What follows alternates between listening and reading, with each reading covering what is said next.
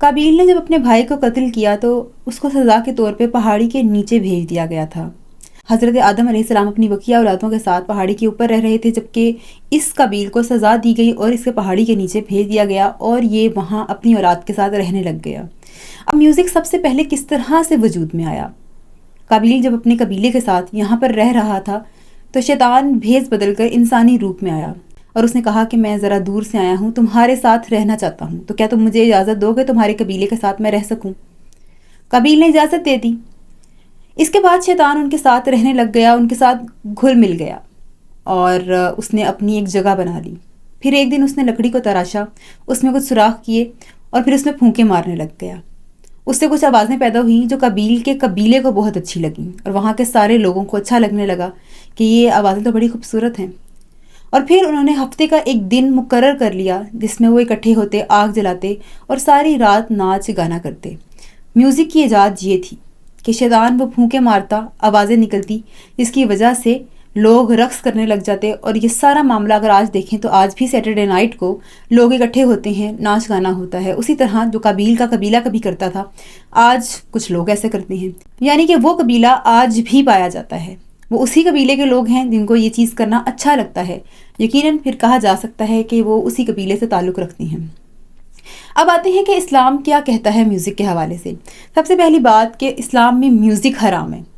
کون سا میوزک حرام ہے یہ چیز ہمیں سمجھنی ہے، اس کی بڑی ڈیٹیل آپ کو مل جاتی ہے اور آپ کو سمجھنا بھی چاہیے تاکہ کوئی اگر ہم سے بات کرے تو ہمیں معلوم ہو۔ سب سے پہلے اگر ہم ایک حدیث کی طرف دیکھتے ہیں تو نبی پاک صلی اللہ علیہ وآلہ وسلم فرماتے ہیں کہ قرآن کو اپنی آوازوں سے مزین کرو، یعنی قرآن کو اچھی قرأت میں پڑھو، اچھی آواز میں پڑھو۔ اب یہاں پر ایک مثال ہے، جس طرح کے کچھ صحابہ تھے وہ بہت ہی خوبصورت تھے اور حضرت ابو موسیٰ اشعری جو ہیں ان کی آواز بہت خوبصورت تھی۔ میں نے مثال دی کہ دوسرے صحابہ خوبصورت تھے، حضرت دحیہ کلبی اتنے خوبصورت تھے کہ حضرت جبریل علیہ السلام جب انسانی روپ میں آتے تھے تو حضرت دحیہ کلبی کی شکل اختیار کر کے آتے۔ اب حضرت موسیٰ اشعری کی آواز بہت خوبصورت تھی۔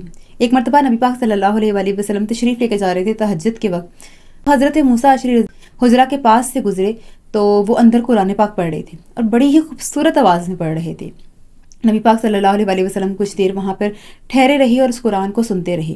فجر میں جب ان صحابی سے ملاقات ہوئی حضرت موسیٰ اشعری سے تو ان کی تعریف کی کہ اللہ تعالیٰ نے تمہیں داؤد علیہ السلام کے سازوں میں سے ایک ساز عطا کیا ہے، کہ یہ ہمیں قرآن و حدیث سے مل جاتا ہے کہ حضرت داؤد علیہ السلام جو اللہ کے پیغمبر ہیں ان کو بڑی ہی خوبصورت آواز سے نوازا گیا تھا کہ وہ جب تہجد کے وقت اللہ کی حمد بیان کرتے تھے تو وہ اتنی خوبصورتی سے بیان کرتے تھے، ان کی آواز اتنی خوبصورت تھی، یہ قرآن سے ہمیں مل جاتا ہے کہ پہاڑ وجد میں آ جاتے تھے، پرندے پاس آ کر بیٹھ جاتے تھے، ان سے اپنی آواز ملانے کی کوشش کرتے تھے، یعنی اتنی خوبصورت آواز۔ تو نبی پاک صلی اللہ علیہ وآلہ وسلم نے فرمایا کہ اے موسیٰ اشعری تمہیں داؤد علیہ السلام کے سازوں میں سے ایک ساز عطا کیا گیا ہے۔ اچھا، اب آپ یہ دیکھیں، موسیقی کے بعد کچھ لوگ کہتے ہیں کہ موسیقی جو ہے روح کی غذا ہے۔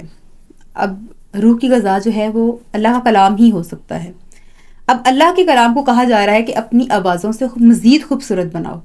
آپ نے دیکھا یہ اکثر کیا زیادہ تر پاکستانیوں کو عربی تو نہیں نہ آتی، ہماری زبان ہی نہیں ہے وہ، لیکن ہماری اسلامی زبان تو ہے، بٹ ہم سمجھ نہیں سکتے۔ ہم کیوں سنتے ہیں قرآن؟ جب کوئی اچھی قرأت میں پڑھ رہا ہوتا ہے تو ہم ٹھہر جاتے ہیں، ہم سنتے رہتے ہیں، ہمیں سکون ملتا ہے۔ تو اس کا مطلب ہے کہ وہ چیز جو آپ کو سکون دے، آپ کو اچھی طرف راغب کرے، تو اس کو سنا جا سکتا ہے، اپنی آواز کو اچھا کرنا چاہیے، اور حکم ہے کہ آپ اپنی اچھی آواز سے قرآن کو پڑھیں۔ تو اب آپ دیکھیں کہ جو اچھی موسیقی ہے، جس سے آپ پہلے کی اگر آپ بات کریں تو آپ دیکھیں گے کہ لوگوں کے سر ہلنا شروع ہو جاتے تھے، سر وجد میں آ رہا ہے۔ لیکن اب جو میوزک ہے اور جس طرح کے الفاظ ہیں تو آپ دیکھیں گے کہ انسانوں کے نچلا جو دھڑ ہے وہ ہلنے لگ جاتا ہے، یعنی سفلی خیالات پیدا کرتے ہیں۔ جو آج کا میوزک ہے وہ سفلی خیالات پیدا کر رہا ہے، وہ چیزیں آپ کے سامنے لے کے آ رہا ہے جو آپ کے ساتھ ہیں ہی نہیں۔ اگر کسی بیچارے کا بریک اپ نہیں ہوا، اس کو بھی لگ رہا ہے کہ میرا بریک اپ ہوا ہے، مطلب نہیں ہوا نا بھائی۔ اب اسی طرح کوئی غم نہیں ہے، بٹ گانا آپ ایسا غمگین سننے لگ جائیں گے تو آپ کو ایسے ہی غم لگے گا، آپ ایسے ہی مایوس ہو جائیں گے، آپ ایسے ہی ناشکرے بن جائیں گے۔ تو وہ چیز جو آپ کو سفلی خیالات دے، برے خیالات دے، وہ اسلام میں حرام ہے۔ اب ایک چیز آپ خود دیکھ لیں کہ اوپر والا جو انسان کا حصہ ہے، دھڑ ہے، وہ قابل قدر ہے، انسان تو پورا ہی قابل قدر ہے، لیکن سفلی خیالات سے اگر آپ اس کو موازنہ کریں تو جو چیز آپ کے سر کو وجد میں لے کر آ رہی ہے وہ اچھی ہے۔ اسی لیے موسیقی کو یہ روح کی غذا نہ کہا کریں، بلکہ اللہ کا کلام ہی ہے، وہی روح کی غذا ہے، اس کو آپ خوبصورت انداز میں پڑھیں اور قرآن کو خوبصورت آواز میں پڑھیں۔ ایک قرات کرتے ہیں رجال احمد ان کا نام ہے، ان کا شاید یوٹیوب چینل بھی ہے، ان کی وائس اگر آپ سنیں اور جو انہوں نے پڑھا ہوا ہے قرآن، آپ ٹھہر جاتے ہیں، آپ سنتے ہیں۔ اب آپ دیکھیں کہ قرآن کو وہ اپنی خوبصورت آواز میں پڑھ رہے ہیں تو لوگ سن رہے ہیں۔ سورۃ الضحیٰ بھی شاید انہوں نے ہی پڑھی ہے، جو آج کل نیٹ پر بہت زیادہ لوگ سنتے ہیں۔ تو اپنی آواز سے خوبصورت کرنا ہے، لیکن میوزک کو آپ نہیں کہہ سکتے کہ اب میوزک میں آپ کو اتنے غم دکھائے جا رہے ہیں یا وہ چیزیں ہو رہی ہیں جو تھیں ہی نہیں۔ اور اس طرح ہی کچھ ایسے لوگ ہیں جو باہر سے لوگوں کو کنٹرول کر رہے ہیں۔ انہوں نے کہا ہے کہ ہم لوگوں کے مائنڈ کو کنٹرول کرتے ہیں سانگ سے۔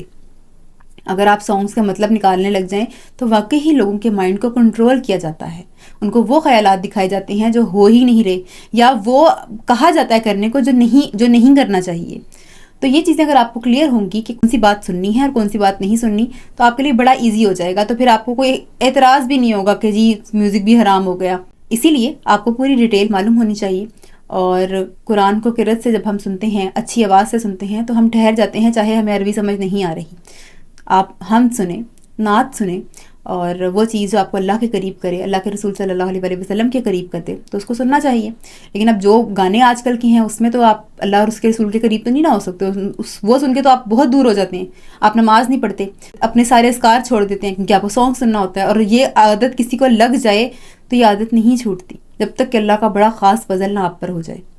یہ ایسی گندی عادت ہے کہ انسان سفر کر رہا ہے اور اس نے گانے لگائے ہوتے ہیں، اور اس کو یہ بھی پتہ ہے کہ ایکسیڈنٹ ہوا تو سیدھی موت ہے، اور معاذ اللہ کوئی ایسے مر جائے تو آپ سوچیں کہ وہ گانے سنتے ہوئے اللہ کے پاس جائے گا۔ اور ایک حدیث میں آتا ہے نا کہ انسان جس حالت میں مرے گا اسی حالت میں اٹھایا جائے گا، تو آپ گانے سنتے ہوئے اٹھائے جائیں گے۔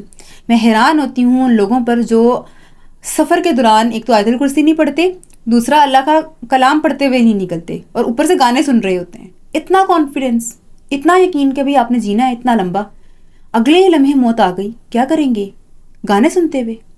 اکثر ایکسیڈنٹ دیکھے ہیں میں نے ویڈیوز میں، ہو رہے ہوتے ہیں، ساتھ ہی ٹیپ بند ہوتی ہے، اللہ اکبر اللہ اکبر۔ پھر کیا فائدہ اللہ کو پکارنے کا جب پہلے آپ شیطان کو وہاں پر کہہ رہے تھے آؤ ڈانس کریں، اور جب وہ شیطان نے کام خراب کر دیا تو اس کو کہنے کے جاؤ ہم اللہ اکبر کہیں گے؟ عجیب سوچے ہیں۔